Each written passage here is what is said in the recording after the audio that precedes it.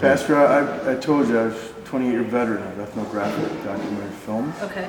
Worked for Kevin Costner, Ron Howard, James Woods, a bunch of those kind of folks. Okay? So I retired from that 13 years ago. My son, I have a 29-year-old son who went to Standing Rock, got arrested, and that's why I went to Standing Rock. I did a film, Many Tribes for the Tribe, and they wanted me to do another film, so they brought me out of retirement to do the film on Standing Rock. Meanwhile, I got contacted by a gentleman by the name of James Kane, who has 40 years in addiction. He's a CEO of a sobriety company, sober company, that he does sobriety work with veterans and other people. So he's retired, and he used to do videos for Hazelton. You familiar with Hazelton? They're a big addictions company they do all kinds of videos and programs. They're out of Minneapolis, Minnesota. Anyway, he contacted me and he's hired me to do a film on healing and wellness called Healing the Spirit. So he's giving me total creative control. Hey, brother, I love children. Yeah, we're cleared out. All right, I love children. I don't want to ask them to, but I'm happy to go in there if they're going to be. We're leaving. Okay. No, I don't like asking children to be quiet. So I have total creative control. Okay. So my focus is going to be on I want to interview different people about healing. I don't want to talk to the experts. I want to talk to the medicine people. Right. I want to talk to average people or people who work with people like ministers and nurses and doctors. I want to hear about miracles. I want to hear about prayer. I want to hear about their belief about healing. Yeah. So now that I've given you that, I want you to look at the camera for right now, and I want you to tell us your full name, give us your email, your phone number, and a short statement that you give us permission to use your likeness and your interview for a Healing the Spirit video. Okay? Easy? So look at the camera. I don't think I can put my phone number on there, but I Okay, can give you my email. Great, thank you. Okay. Whatever you feel comfortable. Okay, that's All great. right, great. So I'm Reverend Ashley Delajacma, the pastor of Kindred in Houston, Texas. My email is pastor@kindredmontrose.org.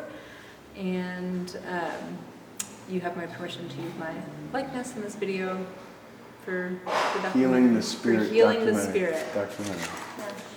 Okay, so, Pastor, in your growing up, what was your understanding from your parents about prayer and healing? What kind of experiences did you have? Did you grow up with a family that prayed together? What was your introduction to prayer? Why did you become a Lutheran minister? Sure. So, my experience of prayer, I don't think that my experience of prayer and my experience of healing were really much connected. They didn't have that language or that understanding. Prayer was sort of this intellectual practice, right? This conversational and linguistic exercise, rather than a soulful one, is sort of how I grew up. In a very traditional Lutheran church, and but prayer was a part of our life as a family. Praying around the dinner table and praying for things that worried us and concerned us, and then of course praying in church with our community, with those traditional prayers passed down to us from generations, and new prayers each week as we lift up the things that need healing in our lives and in the world and in our community. And so I guess in that way there was healing that was present in the prayer. I may not have been cognizant of it or recognized it in that way, or paid much attention to that as a young person, but it was there. That seed was there. So was there an experience you had, in your newfound ministry, where you experienced the power of prayer and the healing of another human being? Do you have a story you can share with us about the power of prayer, or something that brought home, the power in invocational, petitional prayer? Yeah. I love, I think it's attributed to Mother Teresa, what she says about prayer when she was asked, what do you do when you pray? What do you say? What do you do? And she says, I listen. Well, what does God say? God listens. And so an exercise of prayer that's experiential and receptive and openness is really powerful.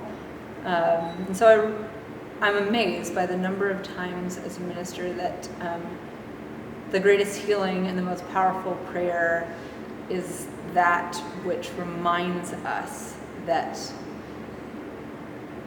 yes, we're broken. Yes, we have hurt, we have pain, but that's not all that we are. And that doesn't mean we're cast out or forgotten and that God doesn't love us anymore. So many times people get told that from the church, from people who look like this, who say, well, you cross that line, like, you got a long road to hoe before you can get out of that pit. And, I was taught grace, abundant and overwhelming grace as a Lutheran. And so I remember sitting just on the back steps of the porch, and someone who I'd kind of gotten to know from the neighborhood, from the streets, came up and was just so distraught, in such turmoil, and was wrestling with this question of, could God possibly love me? All these voices have told me that it's not possible. And it's my amazing privilege to be able to say, yes, God loves you so much, just as you are. And that's a prayer, I think, a prayer heard from them and a prayer spoken. And to just cry together in that moment and let our tears be our prayer, and that presence, that community. Prayer is essentially relational, and so to be shared. Thank you. When you hear someone, or when you hear me say, you can sit with Mommy. Those aren't seeds. What are they? I don't know. Let me see them. Marley, do you want to sit with your mom? Okay. This is. What is it? It's stuff they put inside boxes to keep it clean. So when you hear me say that the body, the mind, and the spirit are one, and if there's going to be a healing, all those three components of a person need to be addressed. What does that mean to you? Oh, absolutely. I think. And if you can repeat my question in the beginning of your answer, because they may not hear my question. Okay. So the way I see body, mind, and spirit interconnected in terms of healing, and soulful, deep, soulful, sacred healing. That's the heart of the Christian faith, right? That Jesus is God with a body, with a brain, with a soul, that these things are holy and part of a whole person. And we know that we can't separate them out. Jesus speaks to the things that are of the flesh, of the body, taking time away to rest and to eat and to sleep and to be with his friends, those bodily things, and to be challenged in our mind, and to know healing in, to be able to speak it and then to feel it in our hearts, right? The soul piece. And that's probably the hardest. I don't know, for some maybe more than others, there might be a piece of that healing that's harder. But that's the heart of following a God that has flesh and sinews and relationships. All those pieces are integral. Right. So thank you for that. I have an interesting question for you, because I'm experiencing this across the country. I've been going to many churches and screening the standing room film. And there seems to be churches where the congregation is 70 years and older. And their enrollment has and there also seems to be this dynamic where there's churches are closing. The Catholic churches are selling off many of their churches, Episcopalian churches. There's a declining enrollment in the churches, but yet there's a rise in the number of people middle-aged who are going into seminary. What is that telling you? What is No, that? I haven't heard that before about the rise in seminary. Yeah. I know the Lutheran seminaries are still struggling with that same sort of decline and rethinking what that means, what seminary even looks like in this day and age. And so they're getting a lot more creative and a lot more expansive in their understanding of that. But I'm a millennial, right? I've been told my whole life that we're the people who are spiritual but not religious, as if we don't care about church anymore. But I've found that partly that's true. I always joke that if I wasn't a pastor, I probably wouldn't go to church either, because I'm equally disenchanted with a church that, speaks of justice and then sits on its hands. That doesn't interest me. That's not a God that I'm excited to follow or be a part of. And so I see this amazing opportunity to be reminded of who we are as a church. The church has always been countercultural from its beginning. So we are people of resurrection. That only happens when you die, right? Sometimes things need to decline so that they can have new life that's even greater than they anticipated. So I think there's a deep hunger in people for that which is sacred, something in us that yearns for that kind of connection. And that hasn't changed. Maybe it's the increase in seminary registration, but we're also seeing people are more generous. People are more philanthropic than ever before, and yet we have these sort of mainline declines. And this is a distinctly American issue, or Western issue. The Lutheran Church in Africa is much larger than the Lutheran Church in America. Really? And it's growing much faster. So there's something unique, I think, about the American culture in its decline of organized religion. Interesting. So, can you explain to me what the difference between the soul and the spirit are? For me, I don't distinguish between soul and spirit. For me, they're one and the same, and I think it's really powerful to claim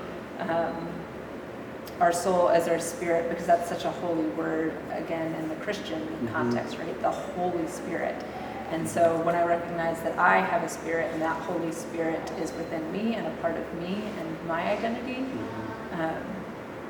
that's so much more than just knowing that there's something to me that exists on another plane. It's deeply connected to who God is. Have you met people who have come to you with very little faith and they want to believe but they don't know how to believe, to have a faith-based life? Oh, absolutely. How do you work with them? What do you People tell them? come to me with all kinds of different experiences of faith, from having grown up in the church to never having walked into a church to having heard about what Jesus and God are from culture and movies and just sort of society.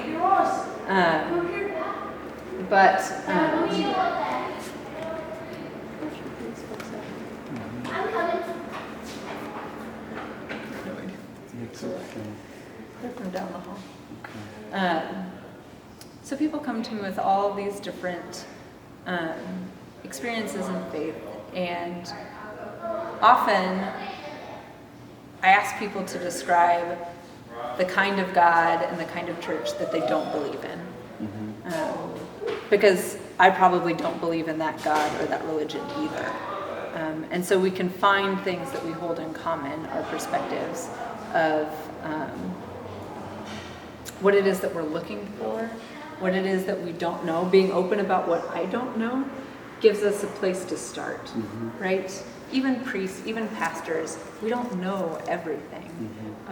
We are stewards of God's mysteries. Right? We're not holders of answers. We don't have an encyclopedia with all the rules of life hidden in our offices. So to be able to wander together and to go on that journey together has far more possibility. Do you remember a time in your life when you really needed that Holy Spirit, needed that holy intervention, needed that spiritual guidance, and you prayed your strongest prayer? Do you remember what that was for? Do you remember what that was like for you? And did you receive an answer? So an experience of prayer. A moment when you had like Yeah. total darkness, falling into the abyss, as they say, and you just, Yeah, I think more so than the moments of, the dark night of the soul. More so moments when I feel untethered and sort of just floating in the wilderness and just lost and unsure of direction or identity or belonging. I think those have been my most powerful moments of prayer. Because that's when I can finally shut my mouth and be still, because I have nothing left to say. I have nothing left to offer or to plead, but just to be. And I think those are the most powerful experiences of God as well, responding to that. So you do believe in an external being, entity, force that is hearing and feeling what you're seeing or hearing, saying and feeling, and is going to help. You believe that. Yes, that God is present and participatory in this experience of our hearts and our lives and our redemption and our transformation. Because if it were just up to me, I wouldn't be anywhere. I wouldn't get anywhere.